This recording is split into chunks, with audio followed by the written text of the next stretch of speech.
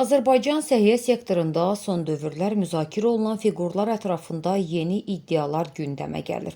Xatırladaq ki, bir neçə həftə əvvəl bir xəbər media olaraq Xəbərsiz saytına istinadən xəbər vermişdi ki, uzun müddət yeni klinikanın baş direktoru olmuş Barat Yusubov və təbibin sabiq rəhbəri Vüqar Qurbanovun adı müxtəlif biznes strukturları və səhiyyə sektorundakı təsir mexanizmləri ilə bağlı hallanırdı. Həmin materialda onların fəaliyyəti ətrafında formalaşdığı iddia edilən şəbəkə və mümkün maraq toqquşmaları haqqında geniş bəhs etmişdik. Mövzu ilə bağlı yeni məlumatlar var. İddialara görə Barat Yusubov və Vüqar Qurbanovun adı Bakıda fəaliyyət göstərdiyi bildirilən lisenziyasız özəl tibbi müəssisələrlə də bağlı hallanır.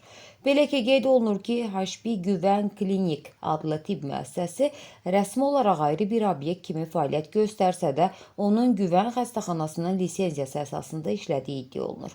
Mənbənin bildirdiyinə görə hər iki obyekt coğrafi baxımdan bir-birinə yaxın yerlərsə də, faktiki olaraq ayrı-ayrı binalarda fəaliyyət göstərir. Bu isə mövcud qanunvericiliyə uyğunluq və lisenziyalaşdırma məsələləri ilə bağlı suallar yaradır.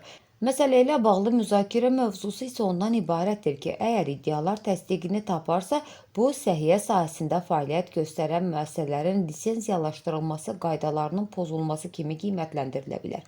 Gözləntilərimiz ondan ibarətdir ki, aidiyyatı dövlət qurumları, o cümlədən Səhiyyə Nazirliyi məsələni araşdıraraq hüquqi qiymət verəcək. Səsləndirilən iddialarla bağlı qarşı tərəfin də mövqeyini işıqlandırmağa hazırıq.